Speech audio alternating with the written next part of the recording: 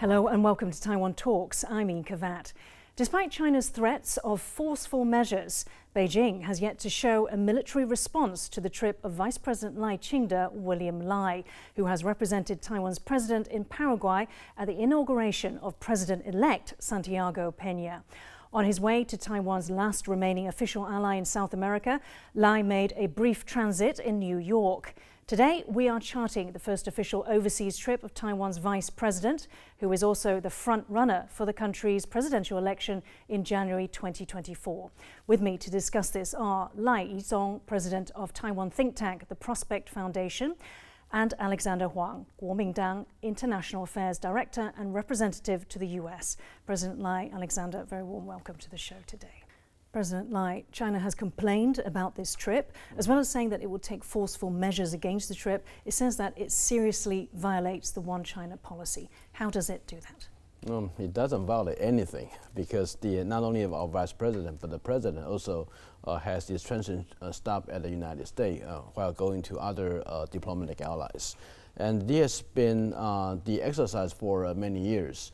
So I do not think that, I do not see there's any violations there, not just about China or even the United States or other countries. So the issue about China complaining about the violation of whatever they claim to be, basically that means that they're opposed to the existence of Taiwan. They're opposed to the international profile of Taiwan for whatever it is. I think that reveals what their true intention. Alexander, let's compare Lai's transit in New York with, as President Lai mentioned, previous presidential visits. The United States government, with its One China policy, has set for many, many years basically 4 general principles for Taiwan's senior official transit in the United States, which are safe, comfortable, convenient, and with dignity. I believe that the United States abide by its own One China policy to host and help Taiwan's senior official transit in the United States and would not be affected by or being directed or dominated by Beijing. However, the treatment for previous transit had also in line with the relationship between the United States and the People's Republic of China.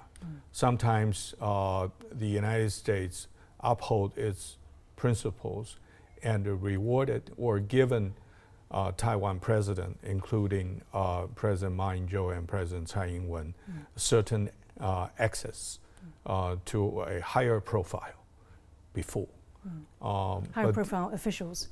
Including phone calls with senior officials, meeting with governors and mayors of major cities, and allowing public appearance and speech. So I think this time is a little bit different because the United States is trying to soften the relationship with Beijing leading up to a possible Biden-Xi Jinping summit later this year. So I think it's not only because of Vice President Lai. It's because of the current state of U.S.-China relationship.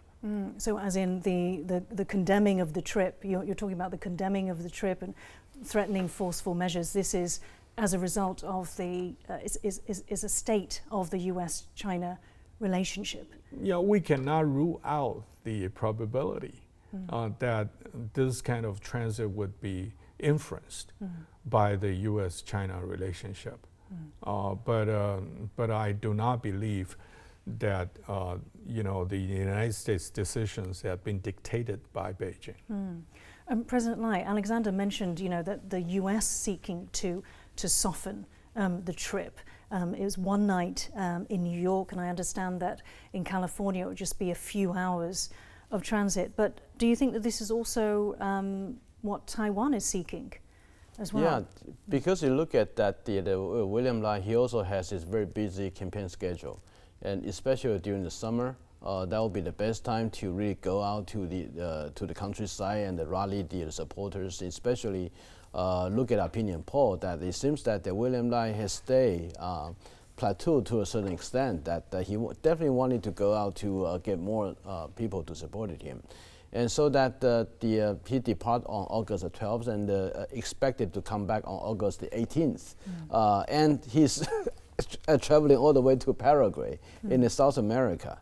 So that makes the whole his time in trenching through the United States with a very limited the time there. So it's actually really the full transit. Not much of the activity that during those time constraints will be able to conduct in this trip. So that I think there's also a limitation on Vice President Lai himself about his schedule, that he is able to be allowed. Of course, this trip itself is also important in terms of, since the Vice President Lai is also the presidential candidate for the ruling party. Yeah. So by appearing, have a physical appearance within the United States, that definitely allows some of the people will be able to observe him in person and had a first-hand experience about who and have a vibe about what Vice President Lai is, to get a better feel about him. And I think that's basically, that would be the whole purpose for the transition through the United States. Alexander Huang, I mean, presidential candidates, for many years have made the journey to the US ahead of Taiwan's elections. So why was this one any different for Beijing? I think the visit that designed by the campaigns to have all candidates to have a trip to the United States are two. One is for domestic consumption, because they wanted to be seen by Taiwan electorate that they can manage international affairs and diplomacy.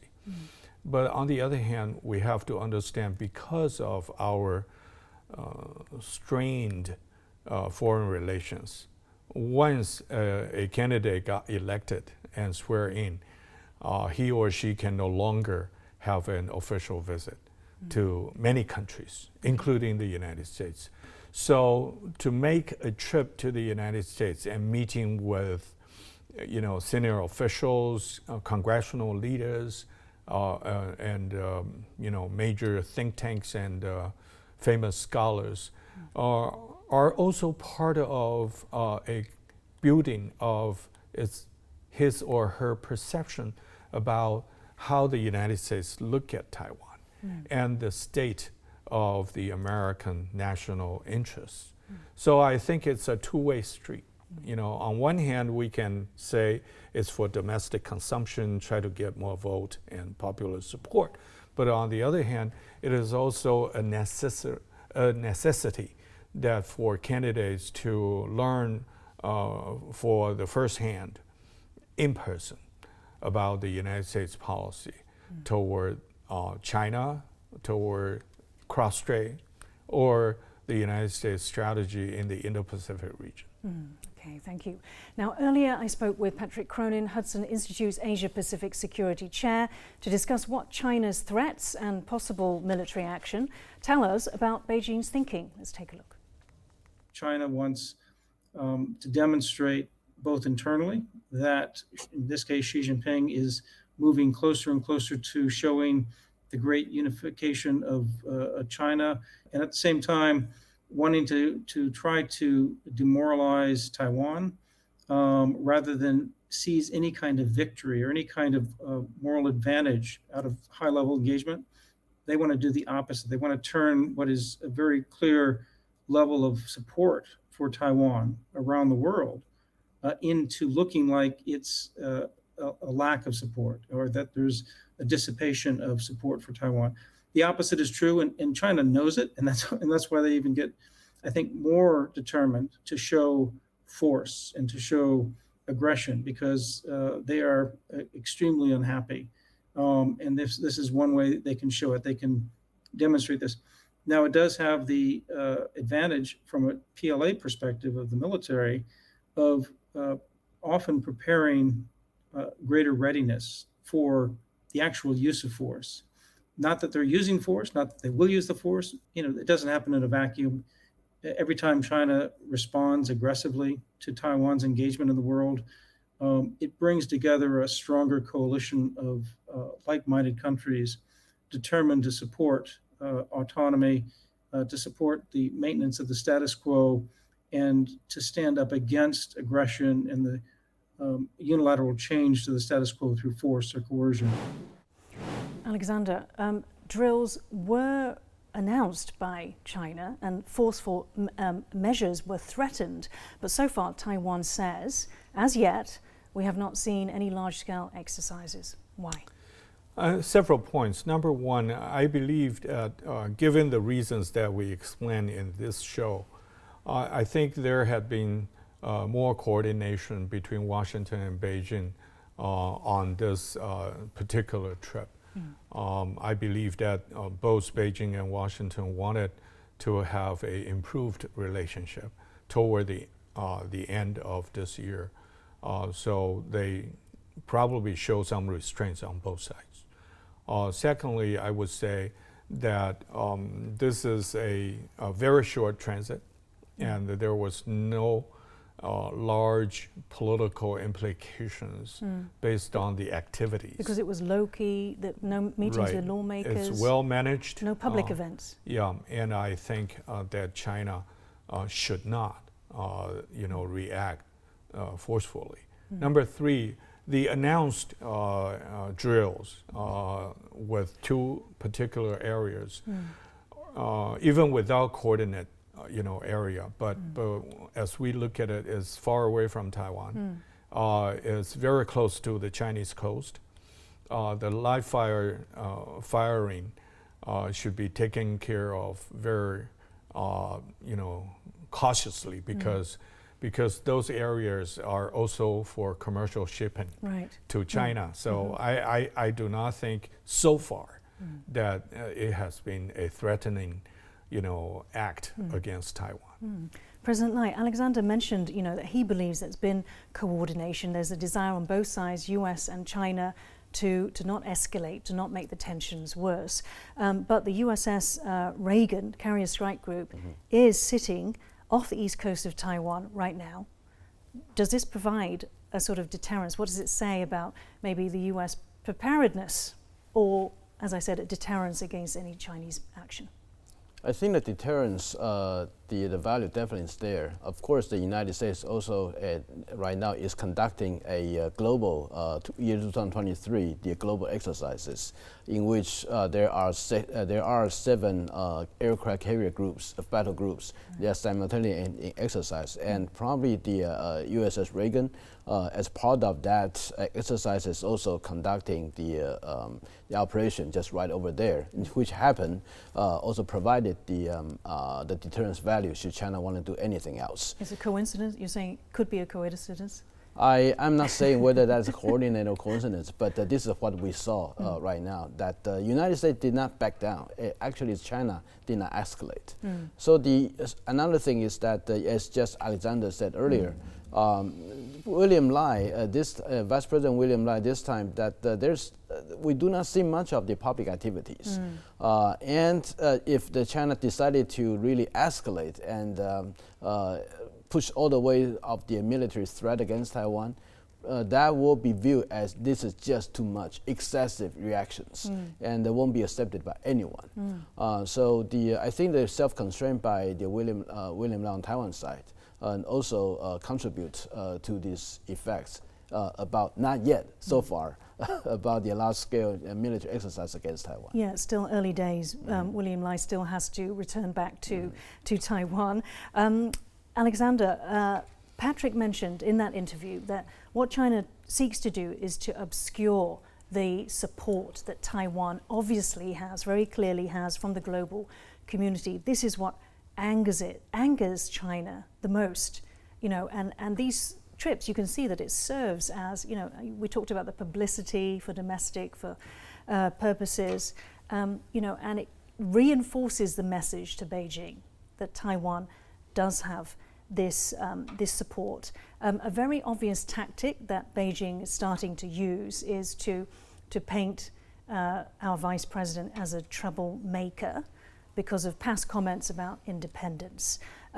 What do you think is behind this strategy? Who is that messaging aimed at? I think the Chinese position has been constant, that no matter what Taiwan do with regard to connections or exchanges with the international community, they react. Sometimes they react fiercely by military drills in the area near Taiwan, and sometimes they issue verbal statement and criticize Taiwan. I think in Taiwan we need to be able to think that who makes the trouble, and whether it's Taiwan angers Beijing, or when Beijing apply unnecessary pressure or coercive measures against Taiwan's normal diplomatic activities, is itself anger the world. Who is the troublemaker? Is it Beijing? So I think we should not accept the fact that only Beijing can define, what Taiwan can do, or only Beijing can define how Taipei and Beijing should interact.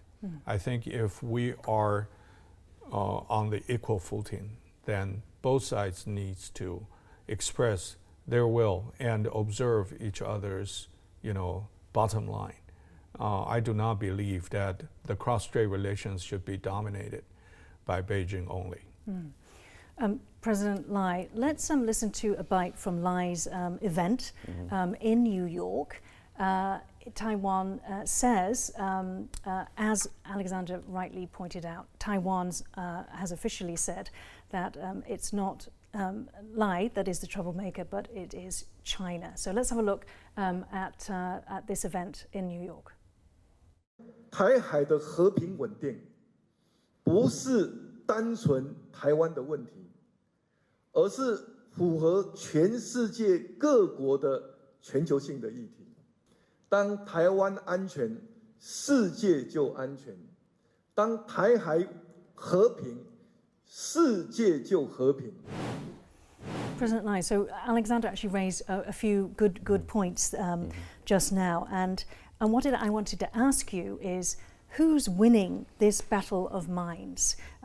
Is Taiwan succeeding in pointing out that the ones that are making trouble, the ones that are disrupting peace and stability in the region, in the Taiwan Strait, is actually China? So who is it that's making trouble? Is that message getting out? I think it is not that Taiwan is winning, because we just behave as ourselves. So it's China losing the support from the rest of the whole world. And I remember recently just there's a publicized opinion survey by the Pew about the 24 major countries, about the perception about Taiwan and China. And the majority of them, Taiwan has a net about like plus 24, 25 in terms of when we have the positive image minus the negative image. Taiwan is a net positive about like 24%, and China is a net negative for like 24%. Right. So the issue is not about that Taiwan is doing things, or we try to do our strategic communications to whether convince or even trying to deceive the whole world about how good we are. We're just as we are, and we did not try to do everything different from what we had done in the past. But it is Chinese, the Beijing government, their coercive actions, not just about Taiwan, but also toward other countries as well. South China Sea, Japan. Yeah, and also the disinformation campaign on the domestic politics of many other countries. That really caused the anger toward the Chinese government. So I'm not going to claim that it is Taiwan's credit, but well, probably the more true is that Chinese discredit how China undo all the goodwill that the world would like to and have toward them. So the issue and the honest about this security about Taiwan Strait right now, everyone thought that the onus is on China. Alexander, President Lai just spoke about what's been gradually happening is the turning or the souring of opinions toward China. Now, Patrick in the interview talked about the international sort of coalition that would be triggered, that is triggered every time there is excessive aggressive action by China against Taiwan. Taiwan has said that Beijing is trying to scare Taiwanese with the prospect of war. So what's the effect of China's aggressions, whether it's military, economic, or diplomatic threats, as we go into the January 2024 election? I think Beijing has a huge toolbox. It can apply all dimension, pressure and coercive measures against Taiwan and try to conduct influence campaign in Taiwan. But is this counterproductive? Are we finding that it's... Well, if we can find out it is negative, I still recall that, back in 2017 when Chinese President Xi Jinping said he wanted that the international journalists to tell a good story about China. And I think Taiwan, what we are doing is tell a good story about Taiwan. And whether people can tell a good story about China, it's up to Beijing or up to China to determine. So Taiwan did not try to demonize the other side. Yes, as President Lai said. Actually, we were threatened and coerced. What we want to do is a right to survive and the ability to defend and protect our democracy.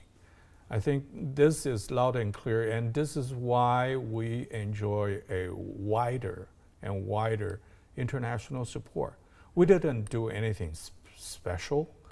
We just live a good democratic life, and we enjoy to be a normal citizen of the world.